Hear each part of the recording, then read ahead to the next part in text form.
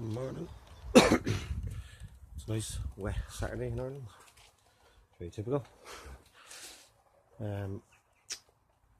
Just down here now, sorting a few things out. So I made a bit of space the other day. These are all going to the market tomorrow, so they'll be gone. That space will be completely clear because they're not coming back. Even if they sell them for like 10 cents each, just gone.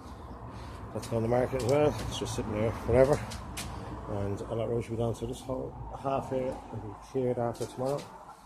These boxes are getting booked in today. And start tidying up now. Still have a few boxes of books here, good books, whatever. Now I bought these this morning, just these 4 boxes of books off a charity shop, and each one does the same for me as well. But the reason I bought it is not so much that I think there's good books in it. There will be a few, because they weren't the cheapest. But I sold a copy of this, and there's a Mr. Tato in here under here, just sold for 25 quid already. So I'll get my money back on them anyway and make something on them. The reason I bought them is for the contact. It's one of the biggest charity shops in Ireland. They must have 500 to 1,000 charity shops in the country. And the deal I'm trying to do with them is I take the books that they're not selling and they get to put new books up on their shelves. I'm just trying to get the cost of the deal down. The guy kind of wanted to give me 50 cents, give him 50 cents a book, which I think you could still make money on, but I'm trying to get him down to about 20 cents for the non-fiction and maybe 50 cents for the fiction, or for the 50 cents for non-fiction and 20 cents for the fiction. I mean, you can still sell fiction. I sell a fair bit of fiction, and I usually sell it a bit more than the penny sellers are selling it for, so I'm happy enough to take some fiction if I get the deal. I mean, there's lots of ways of getting better books cheaper, but are they scalable? You know, to the point of like, I mean, you could be getting 20,000 books a week off these people, but you know, it's definitely down the road. I told him I'll take the books from his shop for a while, let him see does that work for him, gives me a chance to sell some of them, then maybe we'll move on to the second shop and so forth and so on. But you're talking about an endless supply of books, so if you want to scale, which I do eventually, there's definitely the right contract to make. So I'll keep talking to them, keep trying to work on it. I'll make something on these. Not going to make as much as I'd make on like going out and just buying that, but I'll get half my money back with this little slot machine thing.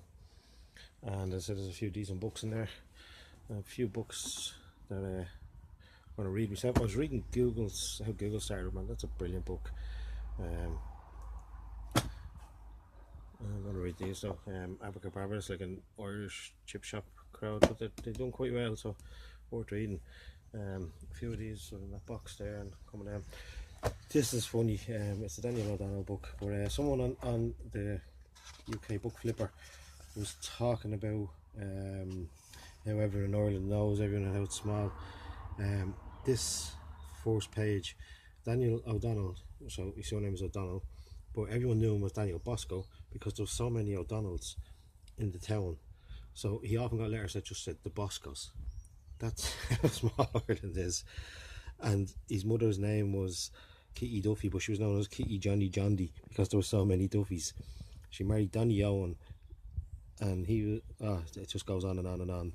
They all had different names because there was just like 7 families with the same name, and they were all related. Funny, only in Ireland. Anyway, so I'm going to start getting these books out now, go through them and see if I'm going to make some profit on them. I'm sure I will. So there's 2 books there, I think. Between them 2 books and that, I'll get my money back. So getting the rest of them more or less for free, just down the road somewhere. So a couple of hours here this morning doing that, and then I have to print the stickers for these boxes, which I never got to do the other night, and book them in and get them taken away. I know some people might say that it's me that needs to be taken away. Anyway, I'm going to put on a bit of music now. Okay, so this is where I got. This is all fiction. Some of it is pretty rubbish. Some of them are clean enough fiction books, penny books basically. You'd never go and buy them. You'd never purposely send them in. But if I get this thing with these and I have to buy all the books, what the plan is to put them all aside, and when you have about 10,000, send them in by the pallet loads and put them all acceptable a fiver, which means you can scan them really quick and you get the like couple of pallets out a day. That's the only way you're going to make any money out of them, or else it's bin them. But there's probably enough profit in it. Was nearly 50-50 non-fiction and fiction, so you could probably bin them. But you know, if you're scaling up big, why not send them in? I've sold plenty of penny books, and for more than the 280, so sort of 390, 450. But if you sold them all for 280 and you got them in on a pallet and you're basically getting them free for buying these, there might be some money in it, but we'll come back to that. These are all the non-fiction and some pretty decent ones, and ones I've sold before. I've sold this twice for 25 and 27 quid, and this one's signed by the author. There's some of the fiction which is kind of hardback fiction, which might be worth a scan. Sometimes they can be worth a little bit more. And there's a set more non-fiction. This is funny. You see this now? It's snapshots from time that health and safety forgot. I don't know if you can see that. It's bow and arrow with the class all standing there. There's some funny pictures in it. There's a couple of kids' books. They sort of sell well. And there's a couple of these hard kind of cover books, so I'll have to figure them ones out. And then really what it is a catch-22. What do you do with these? But as this next book says, why not a catch-21? Maybe I can do something. Maybe I can change it around. Okay, so I'm going to give these a quick scan now and see if there's any decent ones in it, but I reckon most of them there are good for a fiver profit. So I want to give it 20, 40, 50. So that is a couple of £100. As I said, money back on 2 or 3 of the things. So I think it'd be worth doing, but I have to be set up better for it. So definitely worth a look at. Probably, you know, binning these, but maybe there's money to be made in them. Who knows? But if that was the kind of mix you got all the time, you'd be doing alright, because there's enough profit in these to have purchased all of them.